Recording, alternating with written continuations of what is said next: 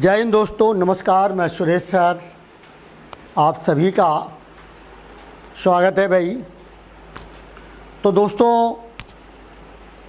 हमारी तरफ से पूरा प्रयास है कि आप लोगों का जो एनटीपीसी का जो जुलाई में एग्ज़ाम होने वाला है, उसी पर्पज़ से हमने अपना एक प्रैक्टिस सेट तैयार किया है जीएस का। और हम उम्मीद रखते हैं कि क्वेश्चन भागेगा नहीं और पूरा उम्मीद है कि क्वेश्चन मिलेगा।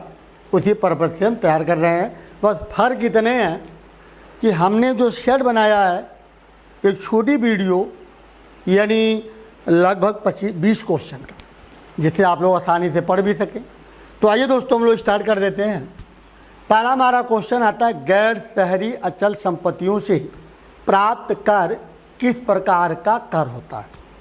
तो गैर सरकारी संपत्तियों से का प्रत्यक्ष कर होता है, अप्रत्यक्ष कर होता है, या विनिमय कर होता है, या इनमें से कोई नहीं। तो दोस्तों, हमारा यहाँ आंसर जाएगा प्रत्यक्ष कर। तो देखिए, हम आपको बता दें कि जो आपको दिखाई पड़ता है, जैसे इनकम टैक्स, क्योंकि सरकार आपके दिख रही है कि आपके खाते में इतना बैलेंस है, या आपके पास इतनी संपत्ति है, या आपको सरकार इतना वेतन दे रही है, तो उस पर जो टैक्स लगाती है वो आ जाता है इनकम टैक्स, यानी वो प्रत्यक्ष कर में आ जाता है। अब जैसे बिक्री कर, तो बिक्री कर आपका अप्रत्यक्ष कर होता है दोस्तों, क्योंकि बिक्री कर किसी को आप 10 रुपये में वस्तु बेचते हैं, उसी को 8 में बेचते हैं, किसी को 15 में बेच देते हैं, तो सरकार को पता नहीं चलता, तो ये अप्रत्यक्ष कर में आ जाता। तो आइए दोस्तों, हमारा आंसर जाएगा प्रत्यक्ष कर। निम्न में से कौन पंचतंत्र के लेखक हैं। तो दोस्तों, मैं आपको बता दें कि पंचतंत्र एक ऐसा बुक है, एक ऐसी बुक है जो सर्वाधिक अनुवाद हुआ है। 40 विदेशी भाषा में और 20 भारतीय भाषा में इसका अनुवाद किया गया। सर्वाधिक अनुवादित पुस्तक है पंचतंत्र, जिसके राइटर कौन है? विष्णु शर्मा। और विष्णु शर्मा ये किसके दरबार में रहते थे? तो गुप्त वंशी शासक चंद्रगुप्त विक्रमादित्य के दरबार में रहते हुए इन्होंने इस किताब का लिखा है। तो विष्णु शर्मा जाएगा। बृहद हिमालय में स्थित एक ठंडा रेगिस्तान। तो दोस्तों, मैं आपको बता दें, तो हिमालय का क्षेत्र आपको कौन सा लगाता है? देखिए, लद्दाख ठंडा प्रदेश भी है, लद्दाख हिमालय का क्षेत्र लगाता है। अगर हम सतपुड़ा की बात करते हैं तो सतपुड़ा की पहाड़ियाँ मध्य प्रदेश में है, हिमालय से बहुत दूर है।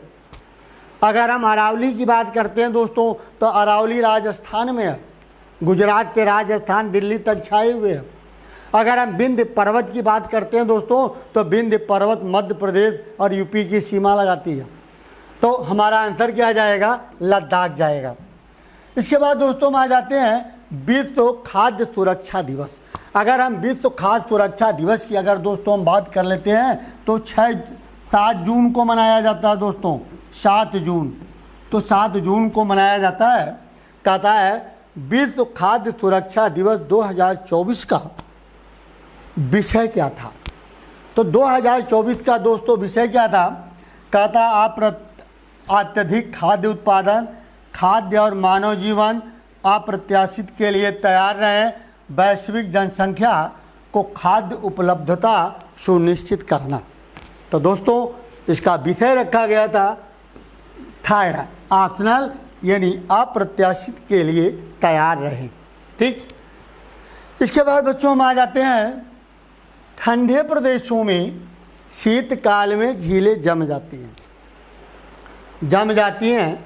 कारण है कि नीचे का पानी छोड़कर 0 डिग्री पर सेल्सियस पर, 0 फ़ारेनहाइट पर, 4 डिग्री सेल्सियस पर, या 4 फ़ारेनहाइट पर। तो यहाँ हमारा आंसर जाएगा 4 डिग्री सेल्सियस पर। तो 4 डिग्री पर जाना चाहिए। ठीक।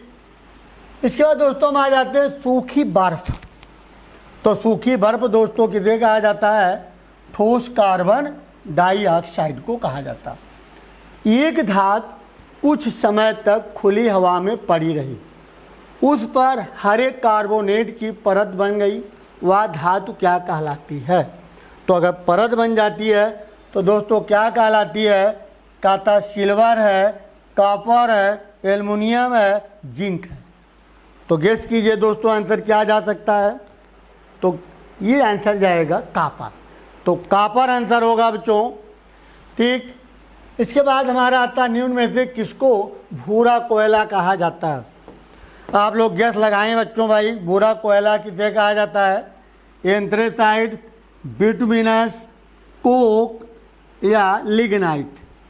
तो बिल्कुल गैस करके आप लोग बताएं कि किसे कहा जाता है भाई। हम इसीलिए आप लोगों को 10 सेकंड का टाइम देते हैं कि आप लोग भी प्रैक्टिस करते रहें, तो गैस करते रहें। तो लिग्नाइट को कहा जाता है दोस्तों। अगला क्वेश्चन आता है ट्राइटियम। ट्राइटियम किसका समस्थानिक है। तो दोस्तों ट्राइटियम किसका समस्थानिक है।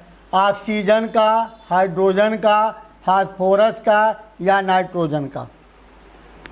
गैस करके आंसर बताएं, फिर हम आंसर आप बोल रहे हैं, आप लोग भी गैस करते चलेंगे भाई, क्योंकि हम आप लोगों के पास प्रैक्टिस सर इसीलिए भेज रहे हैं। पहले आप लोग गैस करिए क्या आंसर जा सकता है। तो यहाँ आंसर जाएगा हाइड्रोजन। इसके बाद दोस्तों में आ जाता है फोटोग्राफी की फिल्म बनाने के लिए सिल्वर के साथ कौन सा लवण प्रयोग किया जाता है। तो 4 ऑप्शन हमने दिया है, silver bromide, silver chloride, silver sulphate, silver nitrate. बताएं भाई आप लोग जल्दी से गेस कर लीजिएगा, ठीक है भाई। क्योंकि आप लोग प्रैक्टिस का मतलब होता है कि तुरंत अगर हम आंसर देंगे तो आपका दिमाग दौड़ेगा नहीं। जो मेरा अनुभव है 40 सालों का, तो बिल्कुल अब हम आंसर दे रहे हैं सिल्वर ब्रोमाइड। तो सिल्वर ब्रोमाइड आंसर जाएगा बच्चों। हरित ग्रंथियाँ किससे संबंधित हैं। तो हरित ग्रंथियाँ दोस्तों किससे संबंधित हैं। कहता है जनन से, उत्सर्जन से, श्वसन से या पाचन से। जल्दी से आप लोग आंसर गेस करके लगा दीजिएगा। तो चलिए मिला लीजिएगा आप लोग भी। तो उत्सर्जन होना चाहिए। इसके बाद बच्चों में आ जाते हैं वर्ष 2024 में एशियाई आर्म रेसलिंग चैंपियनशिप। तो 2024 में जो रेसलिंग चैंपियनशिप का आयोजन किया गया दोस्तों, कहाँ किया गया। कहता है कि उज्बेकिस्तान, इजराइल, मलेशिया या मिस्र में। तो दोस्तों मैं आपको बता दें इसका जो आयोजन किया गया उज्बेकिस्तान में किया गया। प्रतिवर्ष विश्व थायराइड दिवस मनाया जाता है। तो दोस्तों प्रतिवर्ष विश्व थायराइड दिवस कब मनाया जाता है। 4 ऑप्शनल आपके स्क्रीन पर है। कहता है 28 अप्रैल को, 25 मई को, 13 जून को या 8 जुलाई को। तो आंसर जाएगा हमारा 25 मई को मनाया जाता है। अप्रैल 2024 को भारत ने किस देश को ब्रह्मोस मिसाइल दिया है। तो किस देश को दिया है दोस्तों। 4 ऑप्शनल है। दक्षिणी कोरिया को, कहा था दक्षिणी कोरिया को दिया है, टर्की को दिया, फिलीपींस को दिया या जॉर्डन को दिया। तो दोस्तों हम आपको बता दें कि अप्रैल 2024 को भारत ने जो ब्रह्मोस मिसाइल सप्लाई की है वो है फिलीपींस को दिया है। इसके बाद दोस्तों हम आते हैं भारत की प्रथम महिला नोबेल पुरस्कार विजेता। तो भारत की क्या हम कह सकते हैं कि भारत की नागरिकता ली थी मदर टेरेसा। तो मदर टेरेसा अल्बानिया की रहने वाली थी और इन्होंने चैरिटी चलाई थी कोलकाता में। और 1979 में इनको नोबेल पुरस्कार से सम्मानित किया गया था। तो नोबेल पुरस्कार पाने वाली पहली भारतीय महिला की अगर बात की जाए तो मदर टेरेसा। ठीक है दोस्तों। तो मदर टेरेसा। अब हम आ जाते हैं 1857 के विद्रोह को। सर्वप्रथम प्रथम स्वतंत्रता विद्रोह की संज्ञा किसने दी है। कहता टी.आर. होम्स ने, बी.डी. सावरकर ने, डिजराइल ने या बाल गंगाधर तिलक। तो दोस्तों गेस कीजिए आंसर क्या जा सकता है भाई।